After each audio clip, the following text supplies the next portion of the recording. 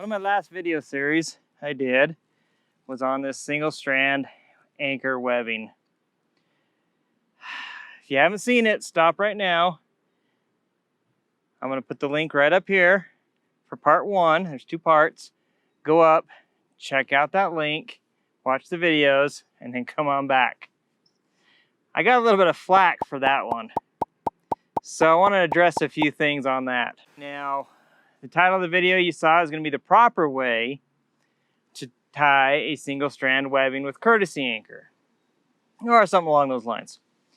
Well, in those first two videos, my whole intention was for those of you getting new into canyoneering and just scrubbing the internet for information and finding one quick tip that you're going to take with you out into the canyon to mitigate that single strand anchor. Those are the thoughts on that, and I still hold true to that. I think those are really good, quick, easy ways to resolve this single strand webbing. However, quite a few of you called me out on it and said that's not the proper way to do it. And you're right, it's not. So how would I do a proper single strand webbing anchor if I was to start it from scratch? If I was to walk up here and just cut this all out and start it from scratch, how would I do it? Let me show you. To tie a proper single strand webbing anchor with courtesy rigging, you're going to have to employ a frost knot. If you don't know what a frost knot is, good luck. It takes a little bit to understand it. I found so many different videos online on how to tie a frost knot, different ways to tie it, and different meanings of it. But the basic gist of it is it's a knot with a bight built into that knot. So you're basically going to use a knot as if it was the end of the rope. And there's two ways to go about tying a single strand webbing anchor with a frost knot, and I'll show you those two right now. First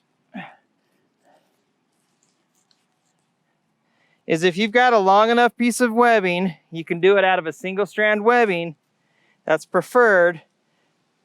You're going to just take that bight as if it was part of the knot, fold it back, and then tie your overhand into that webbing around the object.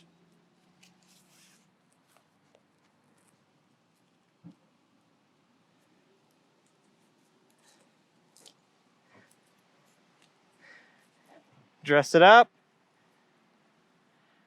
There's your frost knot with the bight for your courtesy rigging.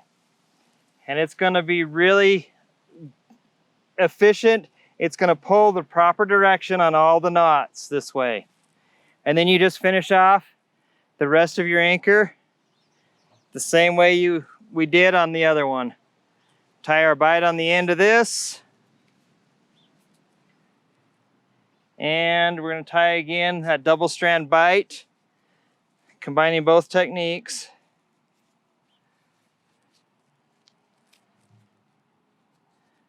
And that one turned out a little sloppy.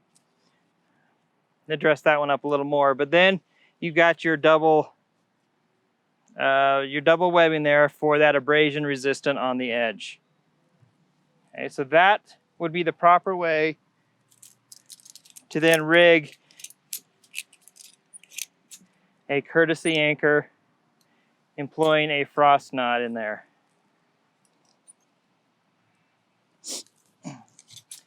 Just rig right into that repeat, and obviously your repeat would also be attached to your webbing loop.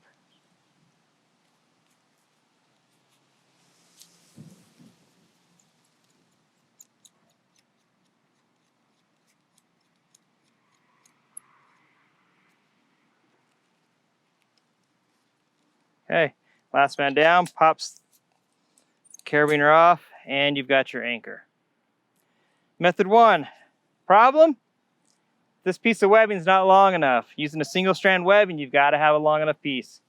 So how do we fix that? How do we make that doable if we've got to employ two different pieces of webbing?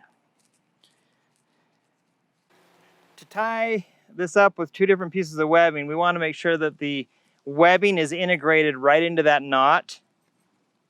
So I'm going to use my shorter piece, wrap it around the tree, and again I'm going to create a bite out of a loop on one end, leaving it loose. We're going to feed the other loose end through, just like you would tying a normal overhand.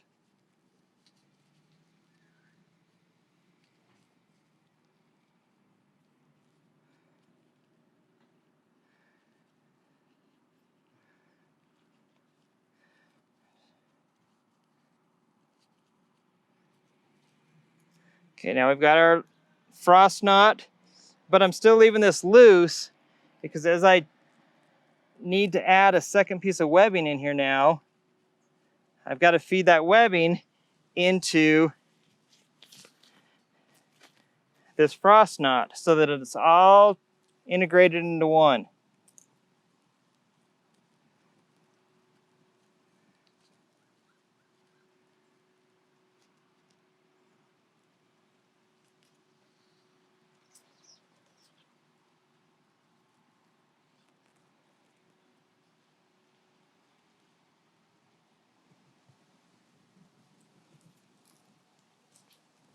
Okay, dress it up. I really have a little bit too short a tail on that one, so I'd have to normally retie that. There's my frost knot, my bite. And now I've got enough webbing to extend down over the edge where I need to go.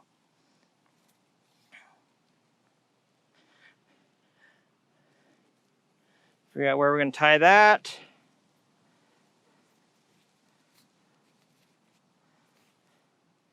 And then mitigate our edge point with the two strands.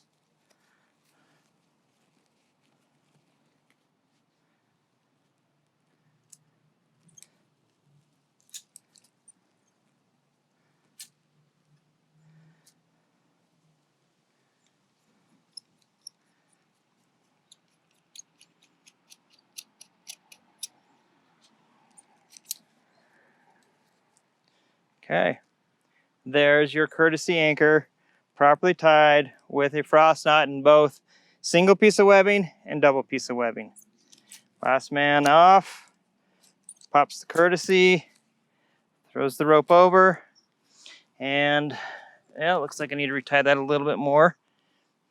Again, just readjustments, but you've got your double edge web protection. So that's the proper way to tie a courtesy anchor with a single strand webbing and an abrasion mitigation. Sorry to confuse those of you on the first video that thought that was my all-ending way. Drop your comments, I know you will. Let me know what you think. Let me know what other tutorials you'd like to see or what other issues you want me to fix for you. Have a great day.